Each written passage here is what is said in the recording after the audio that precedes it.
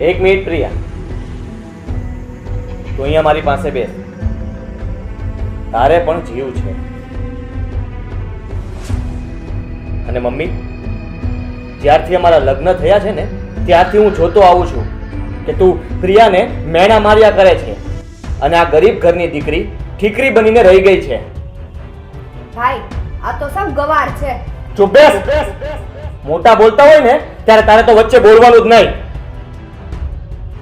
ચેતના, શું તને ખબર નહોતી કે એ ગરીબ ઘરની દીકરી છે?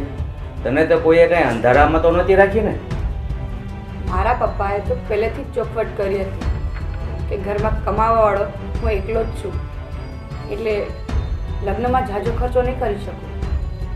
અને આમ પણ તારે તો આવી જ હોવું જોતી હતી ને, ગરીબ ઘરની, ઓછું ભણેલી, જેથી તું તારી સાસુ હોવાનો દબદબો રાખી શકે. તો તને આવી જ હોવું મળી છે તો પછી તને વાંધો શું છે?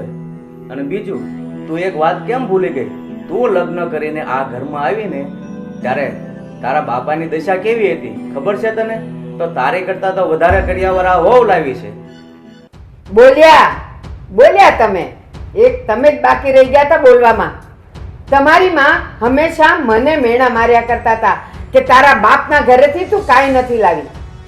ત્યારે તો તમે મારા પક્ષે કાંઈ ન બોલ્યા. એ 20 વર્ષ સુધી એ ડોસીએ છે ને મને મેણા મારી રાખ્યા હતા. એ મર્યા ને પછી મને હક વળ્યું.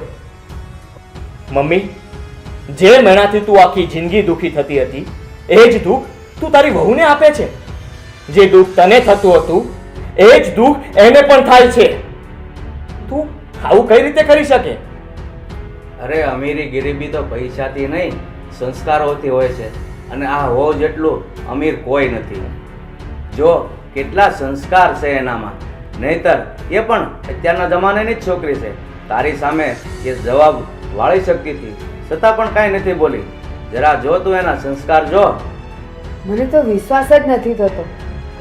અરે તમે તો ઠીક, પણ આજે મને મારા દીકરાએ પણ સંભળાવી દીધું.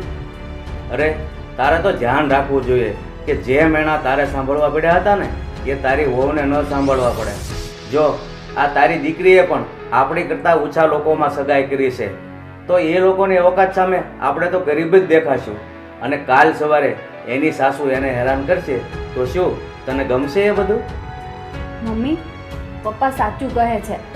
આ તો ભાભી સારા કહેવાય કે આટલું સહન કરે છે. જો ભાભીની જગ્યાએ હું હોત ને તો હું સહન ના કરત.